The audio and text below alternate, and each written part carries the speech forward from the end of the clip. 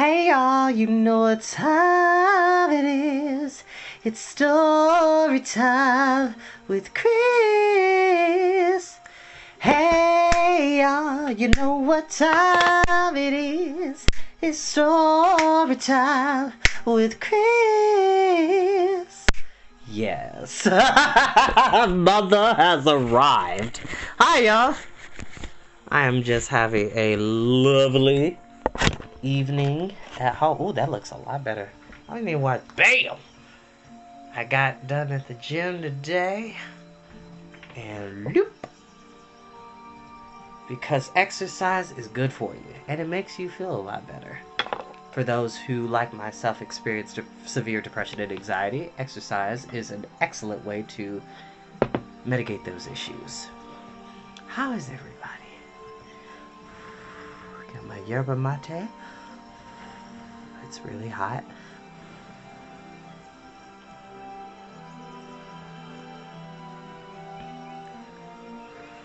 I do not own the music you are listening to in the background, which is an awesome. It's called Magic Bookshop in the Woods by The Vault of Ambiance.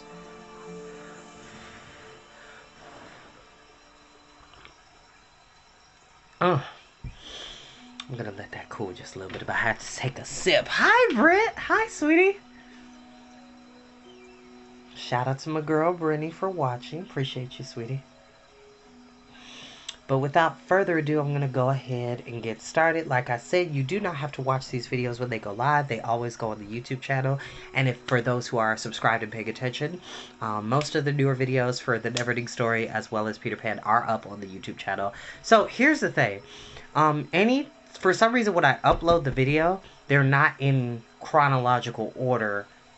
And that's not something I can help, or at least I don't know how to fix that. If somebody knows how to fix that, please let me know. But, like, I'll upload videos in chronological order, but they'll all upload, like, they'll complete their upload at different times, which puts them in different spaces. So I do apologize for that. Hi, Phil. Who else is watching? Cassandra! Hi, sweetie! Cassandra, I owe you a phone call, and I apologize, girl. But we will catch up later on. Okay, cool. So, we are back. And the last time we were here, Tinkerbell had convinced the Lost Boys to shoot down the Wendy bird. Remember, kids, jealousy is an ugly trait. Chapter 6. The Little House. Foolish Toodles was standing like a conqueror over Wendy's body when the other boys sprang armed from their trees. "You are too late," he cried proudly. "I have shot the Wendy. Peter will be so pleased with me." Overheard, Tinkerbell shouted, "Silly boy," and darted into hiding. The others did not hear her. They had crowded around Wendy, and as they looked, a terrible silence fell upon the wood.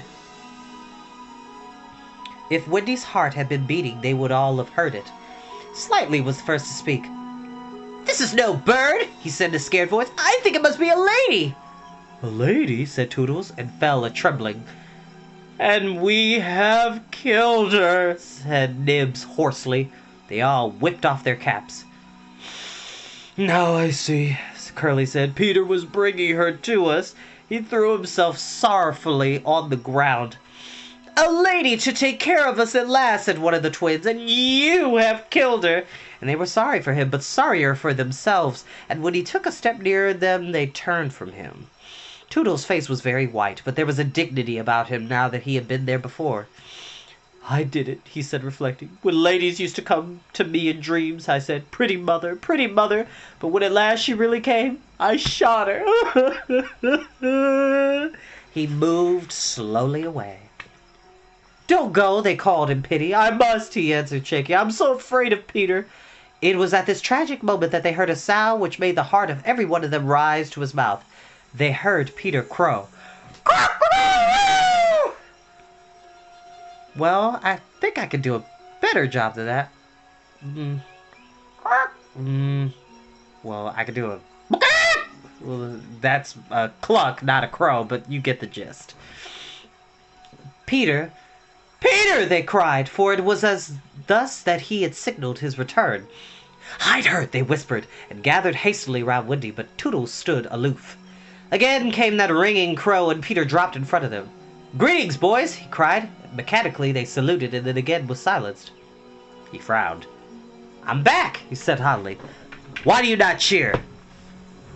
They opened their mouths, but their cheers would not come, and he overlooked it in his haste to tell the glorious tidings.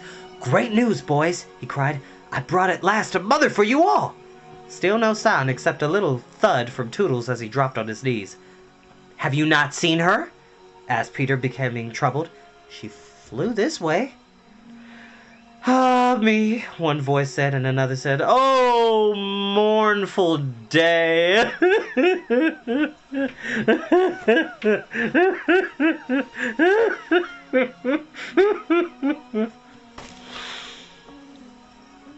Toodles rose. Peter, he said quietly, I will show her to you.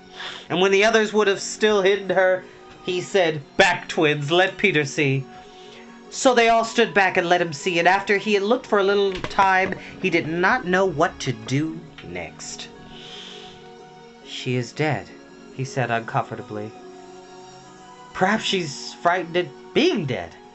He thought of hopping off in a comic sort of way till he was out of sight of her, and then never going near the spot any more. They would all have been glad to follow if he had done this. But there was the arrow. He took it from her heart and faced his bed. Whose arrow? He demanded sternly. Mine, Peter, said Toodles on his knees. Oh, dastard hand, Peter said, and he raised the arrow to use it as a dagger. Toodles did not flinch. He bared his breast. So he's just like this. He's just ready to take the blow to the chest. Poor Toodles. Strike, Peter, he said firmly. Strike true. Twice did Peter raise the arrow, and twice did his hand fall. I cannot strike, he said with awe. There is something stays my hand. All looked at him in wonder, save Nibs, who fortunately looked at Wendy.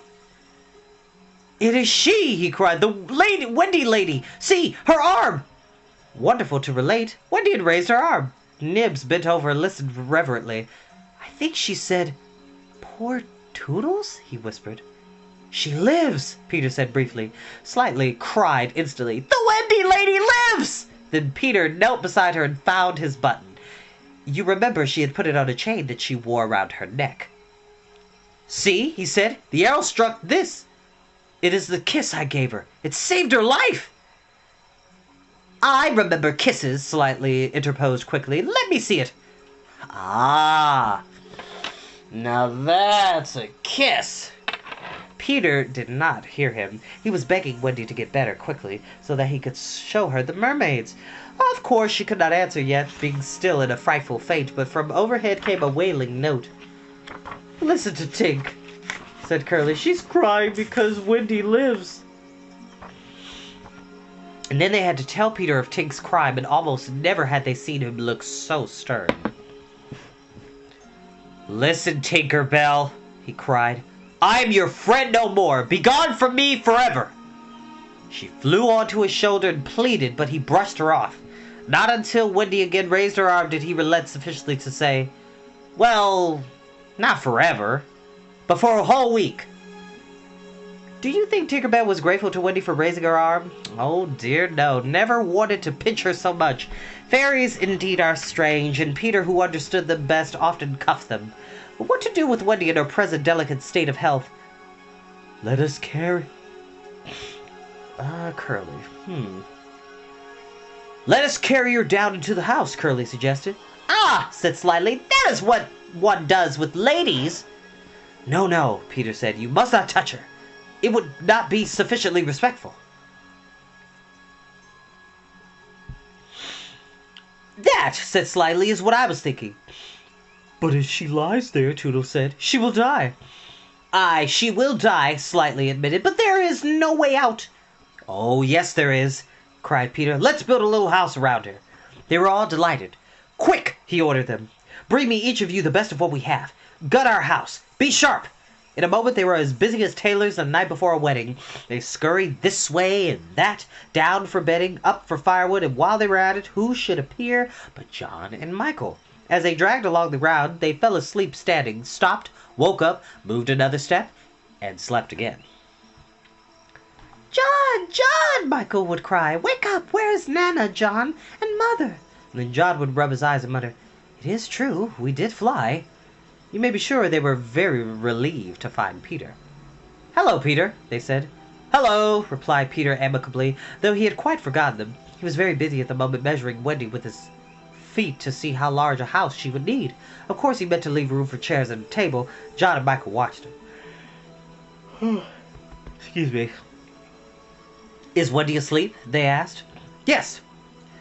"John," Michael proposed, "let's wake her up and get her to make supper for us." But as he said it, some of the other boys rushed on carrying branches for the building of the house. "Look at them!" he cried. "Curly," said Peter in his most captainy voice, "see that these boys help in the building of the house." "Aye, aye, sir." "Build a house?" exclaimed John. "For the Wendy," said Curly. "For Wendy?" John said aghast. "Why, she's only a girl." "That," explained Curly, "is why we are her servants." You, Wendy's servants?" "Yes," said Peter, "and you also. Away with them." The astounded brothers were dragged away to hack and hew and carry. "Chairs and a fender first," Peter ordered. "Then we shall build the house around them." "Ah," said Slyly, "that is how a house is built. It all comes back to me." Peter thought of everything. Slightly, he ordered, "Fetch a doctor." "Aye, aye," said Slightly at once, and disappeared scratching his head. But he knew Peter must be obeyed, and returned in a moment wearing John's hat and looking solemn. "Please, sir," said Peter, going to him, "are you a doctor?" The difference between him and the other boys at such a time was that they knew it was make-believe, while to him make-believe and true were exactly the same thing. This sometimes troubled them, as when they had to make believe that they had had their dinners. So if you watch the movie Hook, you know exactly what this is referring to. Just saying. If you know, you know.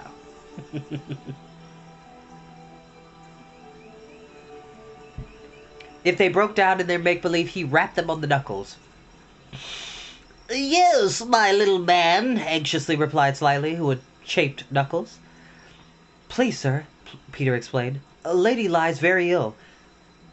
She was lying at their feet, but Slyly had the sense not to see her. He said, "Where does she lie?" "In yonder glade." "I will put a glass thing in her mouth," said Slyly, and he made believe to do it, while Peter waited. It was an anxious moment when the glass thing was withdrawn. "How is she?" inquired Peter. Said Slyly, "This has cured her."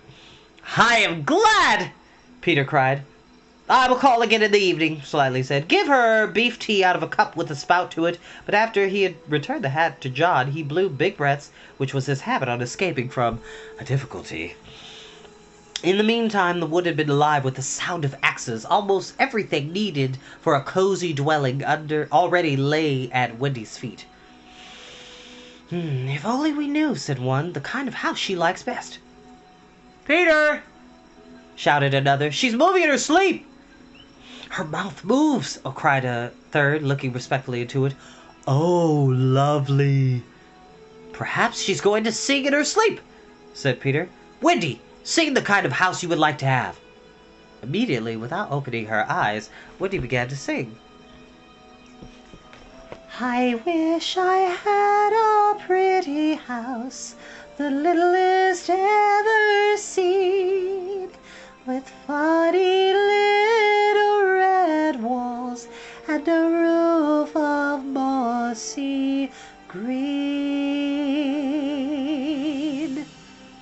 They gurgled with joy at this, for the greatest good luck the branches they had brought were sticky with red sap, and all the ground were carpeted with moss, and they rattled up the little house they broke into song themselves.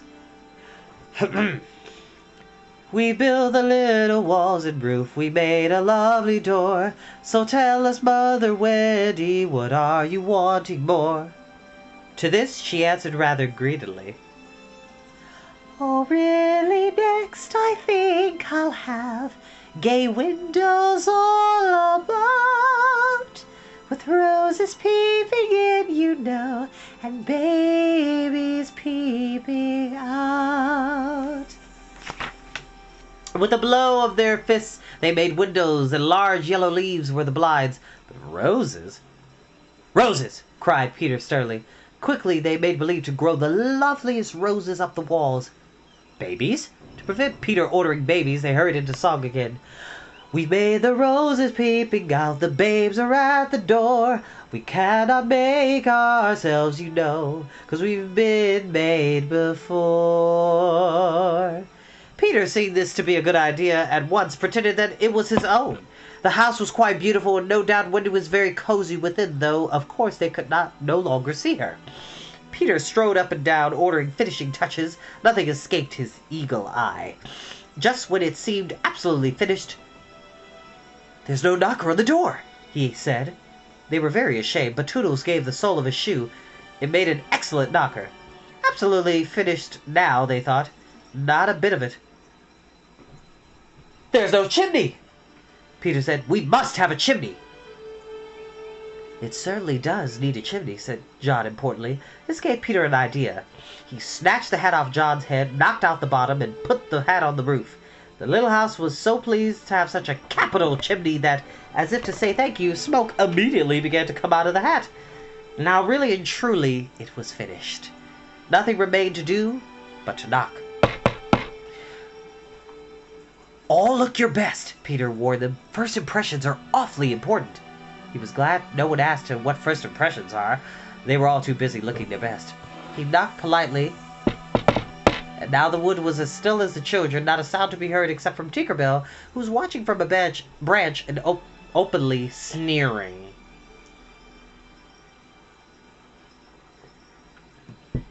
What the boys were wondering was, would anyone answer the knock? If a lady, what would she be like?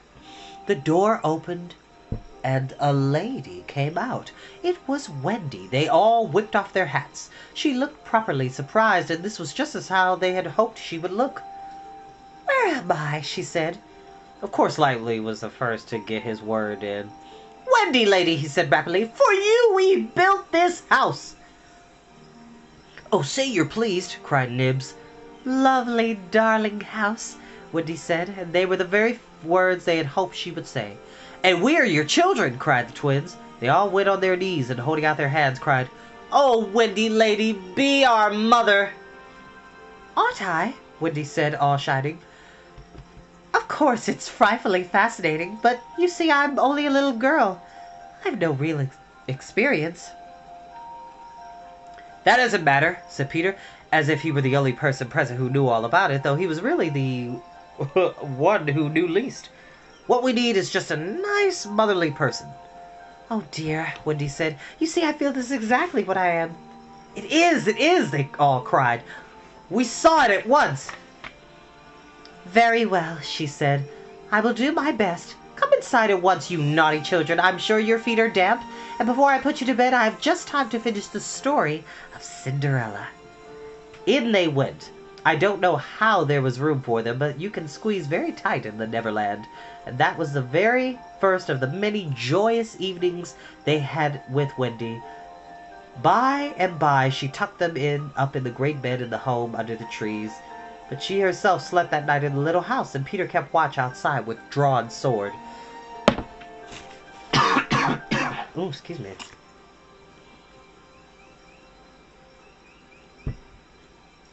For the pirates could be heard carousing far away, and the wolves were on the prowl.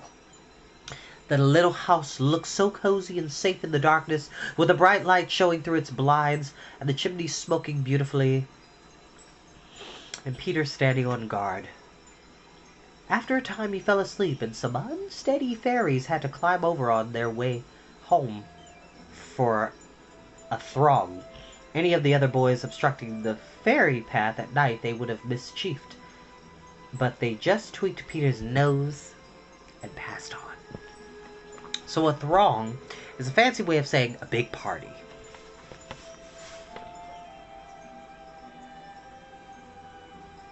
There's Peter asleep, guarding Wendy. You know, for like I'm assuming thusly preteen age, so like 12 down. They did a really good job on that house, like binding up the wood and everything. Wow. Hi, Miss Sherry. Hi. Thank you for watching.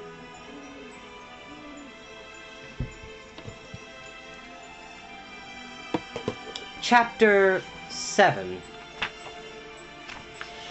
The Home Under the Ground. One of the first things Peter did next day was to measure Wendy and John and Michael for hollow trees. Hook, you remember, had sneered at the boys for thinking they needed a tree apiece, but this was ignorance, for unless your tree fitted you, it was difficult to go up and down, and no two of the boys were quite the same size. Once you fitted, you drew in your breath at the top, and down you went at exactly the right speed, while to ascend you drew in and let out alternately, and so wriggled up. Of course, when they have mastered the action, you are able to do these things without thinking of them, and then nothing can be more graceful. But you simply must fit, and Peter measures you for your tree as carefully as for a suit of clothes, the only difference being that the clothes are made to fit you, while you have to be made to fit the tree.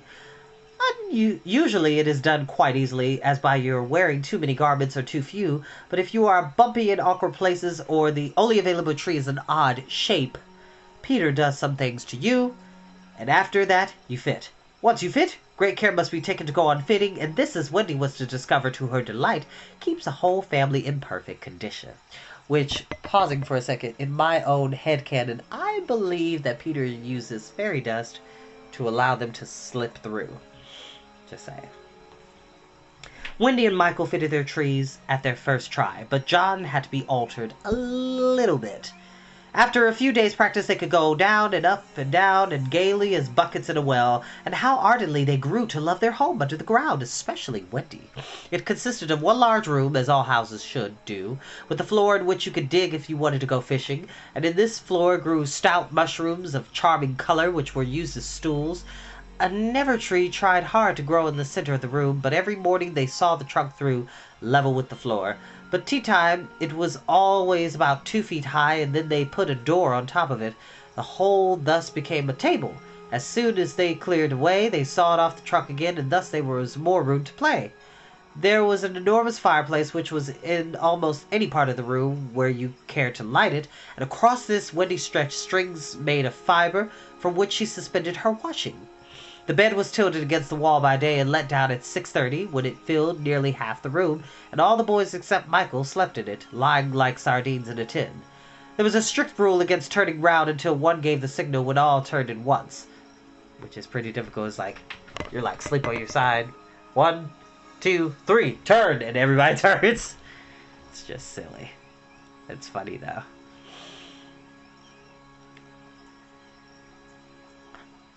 Michael should have used it also, but Wendy would have a baby, and he was the littlest, and you know what women are, and the short and the long of it is that he was hung up in a basket.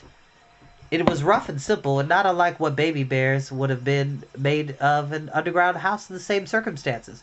But there was one recess of the wall, no larger than a bird cage, which was the private apartment of Tinker Bell.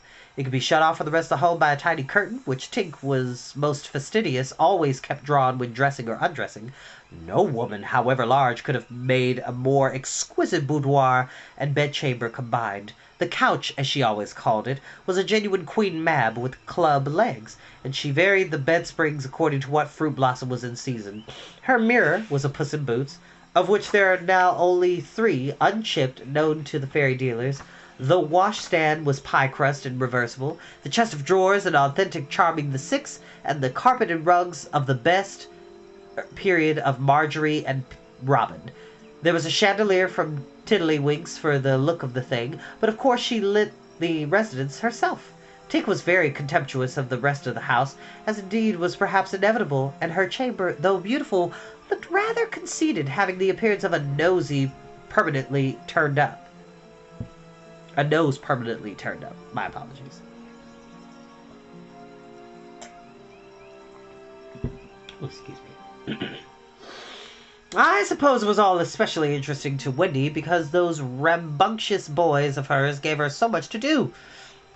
Really, there were whole weeks when, except perhaps with the stocking in the evening, she was never above ground. The cooking, I can tell you, kept her nose to the pot, even if there was nothing in it. Even though there was no pot, she had to keep watching that it came a boil just the same. You never exactly knew whether there would be a real meal or just a make-believe. It all depended upon Peter's whim. He could eat, really eat, if it was part of a game, but he could not stodge just to feel stodgy, which is what most children like better than anything else. The next best thing being to talk about it. Make-believe was so real to him that during a meal of it you could see him getting rounder. Of course it was trying, but you simply had to follow his lead. And if you could prove to him that you were getting loose for your tree, he let you stodge. Wendy's favorite time for sewing and darning was after they had all gone to bed. Then, as she expressed it, she had a breathing time for herself, and she occupied it in making new things for them, putting double pieces on the knees, for they were almost frightfully hard on their knees. When she sat down to a basket full of their stockings, every heel with a hole in it, she would fling up her arms and exclaim, "Oh dear, I'm sure I sometimes think spinsters are to be envied." Her face beamed when she exclaimed this. "You remember about her pet wolf? Well, it would very soon discover that she had come to the island, and it found her out, and they just ran into each other's arms, and after that it followed her about everywhere." As time wore on, did she think about the beloved parents she had left behind? This was a difficult question, because it was quite impossible to say how many times does one wear on in the Neverland. Where it is calculated by moons and suns, there are ever so many more of them than on the mainland. But I am afraid that Wendy did not really worry about her father and mother. She was absolutely confident that they would always keep the window open for her to fly back by, and this gave her complete ease of mind. What did disturb her at times was that John remembered his parents vaguely, only as people had once known, while Michael was quite willing to believe that she really was his mother. These things scared her a little, and nobly anxious to do her duty, she tried to fix the old life in their minds by sending them examination papers on it, as like as possible to the ones she used to do at school. The other boys thought this awfully interesting, and insisted on joining, and they made slates for themselves, and sat around the table writing and thinking hard about the questions she had written on another slate and passed around. They were the most ordinary questions. What was the color of Mother's eyes? Which was taller, father or mother? Was Mother blonde or brunette? Answer all three questions if possible. A. Write an essay of not less than 40 words on how I spent my holidays, or the caretakers of father and mother compared. Only one of these to be attempted. Or 1. Describe mother's laugh. 2. Describe father's laugh. 3. Describe mother's party dress. 4. Describe the kennel and its inmate. They were just everyday questions like these, and when you could not answer them, you were told to make a cross, and it was really dreadful what a number of crosses even John made. Of course, the only boy who replied to every question was slightly, and no one could have been more hopeful of coming out first, but his answers were perfectly ridiculous, and he really came out last. A melancholy thing. Peter did not compete. For one thing, he despised all mothers except Wendy, and for another, he was the only boy on the island who could never write or spell. Nor not the smallest word. He was above all that sort of thing. Stop with this. By the way, the questions were all written in the past tense. What was the color of Mother's eyes, and so on. Wendy, you see, had been forgetting too.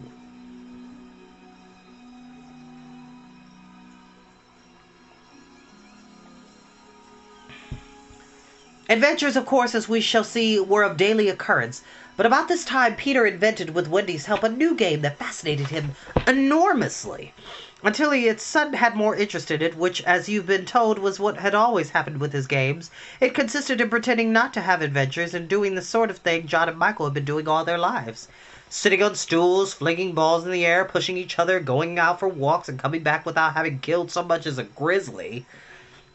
To see Peter doing nothing on a stool was a great sight. He could not have helped looking solemn at such times, and to sit still seemed to him such a comic thing to do. He boasted that he had gone a walk for the good of his health. For several suns there was the most novel of all adventures to him, and John and Michael had to pretend to be delighted also, otherwise he would have treated them severely. He often went out alone, and when he came back you were never absolutely certain whether he had had an adventure or not. He might have forgotten it so completely that he had said nothing about it, and then when you went out you found the body, and on the other hand, You might say a great deal about it, and yet you could not find the body. Sometimes he came home with his head bandaged, and then Wendy cooed over him and bathed it in lukewarm water while he told a dazzling tale, but she was never quite sure, you know. There were, however, many adventures which she knew to be true because she was in them herself. And there were still more that were at least partly true, for the other boys were in them and said they were wholly true. To describe them all would require a book as large as an Latin-English dictionary, and the most we could do is to give one as a specimen of an average hour on the island. The difficulty is which one to choose. Should we take the bush with the natives at Slightly Gulch? It was a sanguinary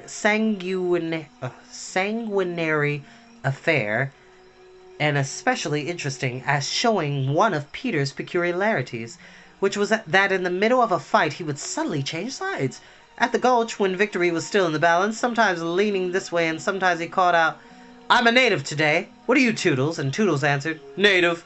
"What are you, Nibs?" And Nibs said, "Natives. What are you, Twin?" And so they were all natives, and of course this would have ended the fight had not the real natives, fascinated by Peter's methods, agreed to be lost boys for that once, and so they all went again, more fiercely than ever. The extraordinary upshot of this adventure was, but we had not yet decided yet, that this was the adventure we are to narrate.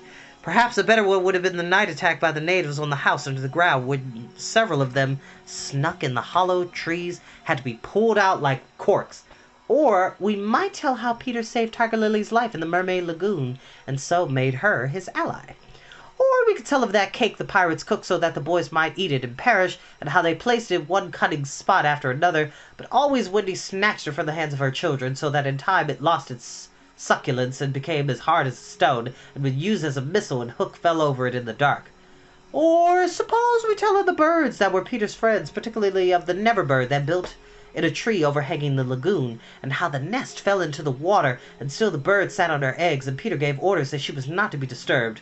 That is a pretty story, and the end shows how graceful a bird can be, but if we tell it, we must also tell the whole adventure of the lagoon, which would of course be telling two adventures rather than just one. A shorter adventure, and quite as exciting, was Tinker Bell's attempt, with the help of some street fairies, to have the sleeping Wendy conveyed on a great floating leaf to the mainland. Fortunately, the leaf gave way and Wendy woke up thinking it was bath time and swam back. Or again, we might choose Peter's defiance of the lions when he drew a circle around him on the ground with an arrow and defied them to cross it. And though we waited for hours with the other boys and Wendy looked on breathlessly from trees, not one of them dared to accept his challenge. Which of these shall we choose? The best way will be to toss for it. I have tossed, and the lagoon has won. This almost makes one wish that the Gulch or the cake or Tink's leaf had won. Of course I could do it again and make it best out of three. However, perhaps fairest to stick to the lagoon. That is where we are ending for tonight. So next time we are here, we're at chapter 8. And honestly, y'all, we are...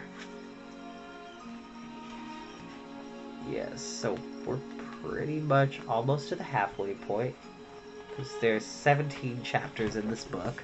I will be back tomorrow to read. 7:30 is usually the time. I thank you all so very much. I hope y'all have a lovely evening. Be good to each other, y'all. Happy holidays.